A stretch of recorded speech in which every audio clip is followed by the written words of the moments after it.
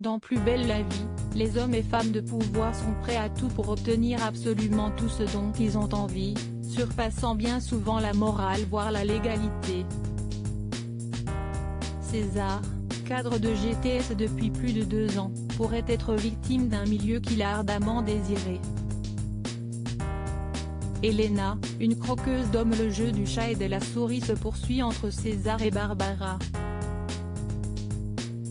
Si la jeune femme est encore obnubilée par Chris et que l'ambitieux DRH est porté sur les affaires, tous deux ont une destinée commune, celle de tomber dans les bras l'un de l'autre.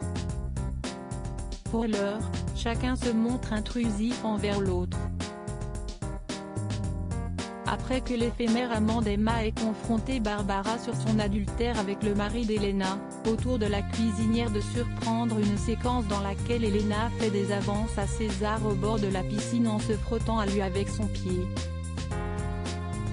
Mais en observant la scène depuis l'intérieur et une baie vitrée, Barbara perd l'essentiel de la discussion. Barbara et César, un rapprochement perturbé? En réalité, César subit un chantage de la part d'Elena. Elle souhaite des faveurs sexuelles de la part du jeune homme, sans quoi ils ne seront plus partenaires.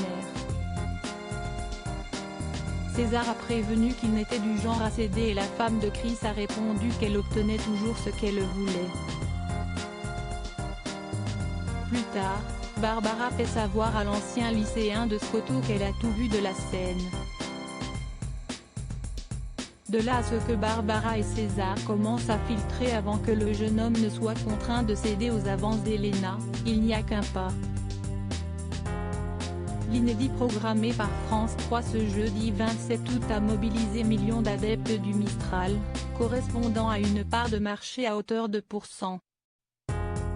La dynamique reste négative.